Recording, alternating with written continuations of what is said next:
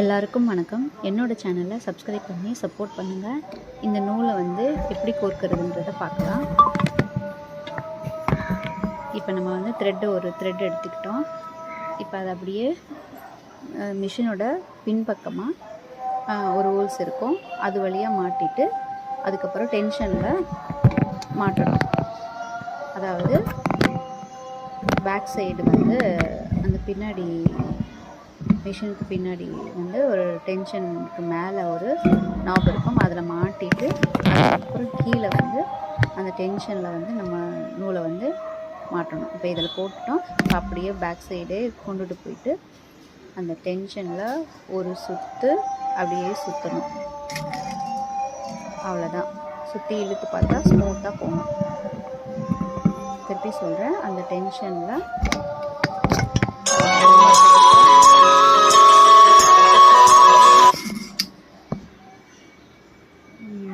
Thread வந்து ஸ்மூத்தாக போகணும். அப்படி சுற்றிட்டு அப்படியே இழுத்து பார்த்தோன்னா இப்படி வரணும். அதுக்கப்புறம் நம்ம வீலை வந்து இப்படி சுற்றினோம்னா இந்த ஹோல்ஸ் மேலே வரும், அது வழியாக ஒரு நூலை விட்டு இப்படி இழுத்துக்கணும். அதுக்கப்புறம் நம்ம நல்லா டைட்டாக இல்லாமல் கொஞ்சம் லூஸாக இருக்கணும். ரொம்பவும் லூஸாக இருந்தால் தையல் வந்து ஒழுங்காக விடாது. அப்புறம் இதில் மாட்டிட்டு கீழே வந்து நம்ம வந்து நீடிலில் மாட்ட வேண்டும். நீடிலில் கோர்க்கணும்.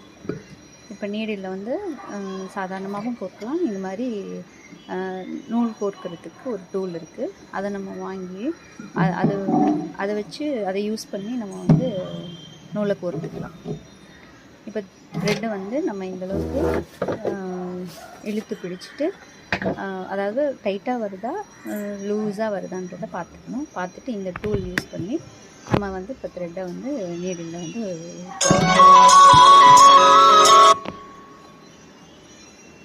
அந்த நீடிலில் ஊசிக்குள்ளே விட்டு இந்த த்ரெட்டை எடுத்துட வேண்டியதுதான்.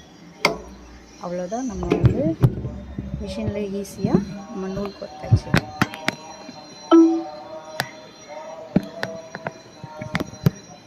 ஸ்டிச் பண்ணி பார்க்கணும், தையல் வந்து டைட்டாக விழாமல் ஸ்மூத்தாக விழுதான்னு பார்க்கணும்.